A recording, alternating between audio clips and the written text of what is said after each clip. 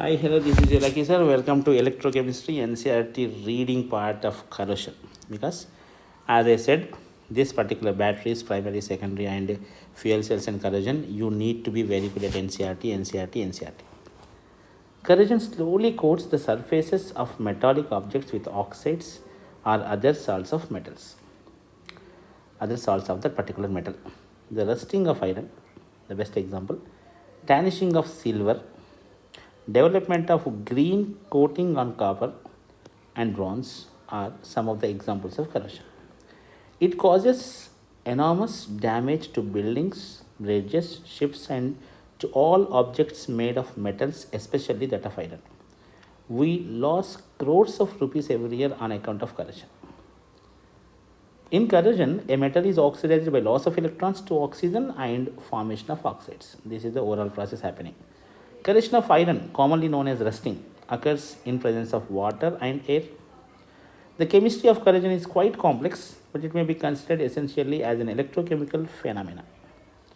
At a particular spot of an object made of iron, oxidation takes place and that spot behaves as anode, and we can write the reaction like 2Fe loses electrons to form Fe plus 2. Okay, this voltage you can see minus 0.44. They don't ask you, don't worry. Electrons released at anodic spot. Now this is the initiation type. Move through the metal and go to another spot on the metal and reduce oxygen in presence of H plus, which is believed to be available from H2CO3 formed due to dissolution of carbon dioxide from air into water. Okay, now carbonic acid you are getting from carbon dioxide and water. Hydrogen ion, that is H plus, in water may also be available due to dissolution of other acidic oxides from the atmosphere. This spot behaves as cathode with the reaction. So this is little complicated actually. Cathode is oxygen when reacts with 4H plus, which are coming from the acids, dissolved acids, to form water 1.23. The overall reaction is iron is converted to Fe plus 2, O2 is converted to water. So E naught cell is 1.67. This is positive value. That means the reaction is possible. The ferrous ions are further oxidized by atmospheric oxygen to ferric ions, which come out as rust in the form of hydrated ferric oxide, Fe2O3 XH2O, and with further production of hydrogen ions. That means the process is going to be continued. Prevention of corrosion is of prime importance, very important. It is not only saves money but also helps in preventing accidents such as bridge collapse or failure of a key component due to corrosion. One of the simplest methods of preventing corrosion is to prevent the surface of the metallic object to come in contact with atmosphere. Okay, this we can do.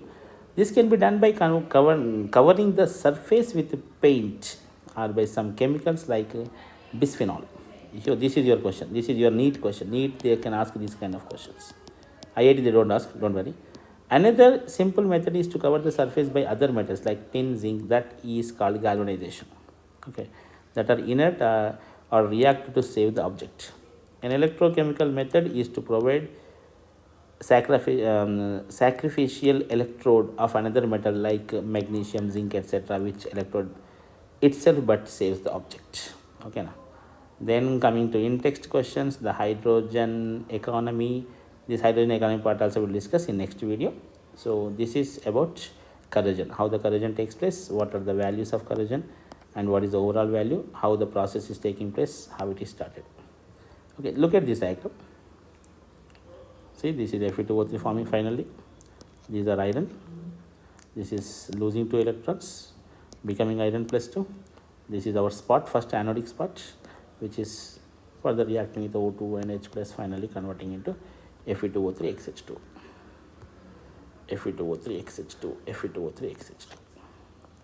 Thank you.